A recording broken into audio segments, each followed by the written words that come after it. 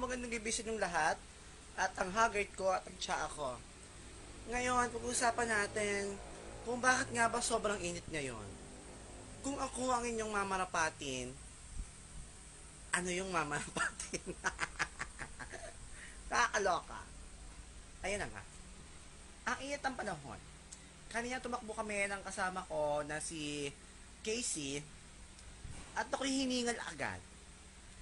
Hindi ko alam kung dala ba ito ng katabaan o sadyang napakainit nga naman talaga ng panahon. Hindi ko rin mawari, no? Kung bakit yung init ng panahon sa atin ay kakaiba. May dala itong mabahong amoy, malagkit na feeling, at yung umaalingasaw na kakaibang amoy. Hindi parang putok, ganon. Hindi ko kaya. Bakit nga ba ang init ng panahon ngayon? Kung meron kayong mga kasagutan, maaari nyo pong i-comment dyan sa baba. At nais kong batiin kayong lahat dahil marapit na tayong mag-3 million!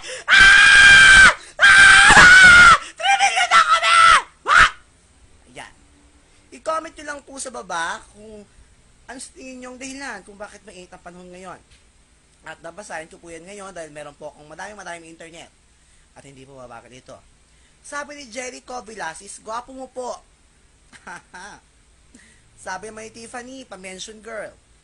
Sabi ni Jasmine Lantero, hi Kuya Elsie. Ang ating katanungan ngayon, sakit ang lalamunan ko sa pagsigaw ko kanina. Tanili na tayo! Ayun na nga. Ang ating katanungan. Ay! Utang! Utang ina mo kaya. Ay, wag ka nyan! Nakaloko! Taba mo! Ay, nako! Pasensya na po sa mga nasabi ko, no? Pero ako po ay isang taong takot sa mga invertebrate.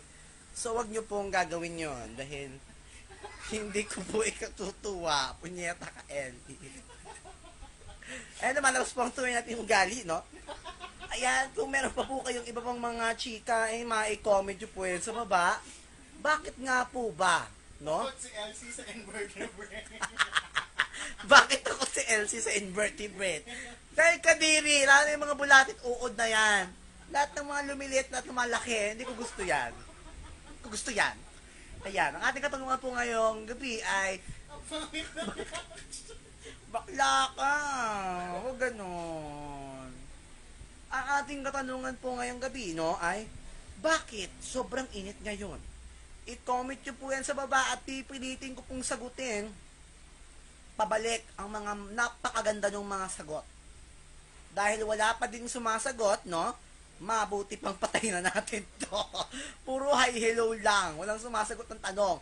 Ang katanungan po natin, no? Bakit nga ba mainit ngayon? Ha? Hindi po pa shout out, pa hi, pa hello, ganon. Ganon! Ayan, may nag-comment na. Sabi ni Kathleen Earl, pa shout out po. Hindi nga pa shout out. Ayan. Sabi ni Cheryl May, hi Kuya Lloyd. O sige, magbatean na lang tayo dito, wala namang kwenta yung tanong. Sabi ni Eloy sa Victoria, wahahaha. Sabi ni Raymark Emma Bubili, buti ka pa sinugot mo, dahil sobrang hot daw ngayon. Sabi naman ni Juliana Castellon, hot ko po kasi. I-off na natin tong live stream na to, nagalokohan na tayo, no? Sabi naman ni Andrea Macalumba, kasi summer ngayon. Ako napansin ko lang naman na iba na ang summer ngayon sa summer dati. Siguro dahil 2015 noon, ngayon 2016. Pero global warming na kasi ngayon, no? So mag-ingat-ingat po tayo na iwasan po ang pagkakalat, no? Dahil ang pagkakalat na yan ay naging sanhi po ng kung ano mang mga scientificong aganapan na hindi naman ako scientist para i-explain, no? Pero nag-aral ako ng konting science, no? At ang paggamit po ng aircon, no? Charot! Ano may mga ano yan, CFC, chlorofluorocarbon, na nakakasila ng ating greenhouse gases, ay nagpo-produce ng, basta may greenhouse gases. Ayan, magandang gabi po sa inyong lahat, no? Sabi dito, connection is weak, kaya ipaoba ko na po ang live stream. Maraming salamat po sa pagtutok. Muli, bukas na po ang ating comment section. I-comment niyo po sa baba, bakit nga ba sobrang init ngayon, at magre-reply po ako sa mga bonggang-bongga nyong answers. Maraming salamat, babay. Ito naman po si Elsie nakisabing, walang mataba sa lalaking payat. Charot. ha. Bye-bye.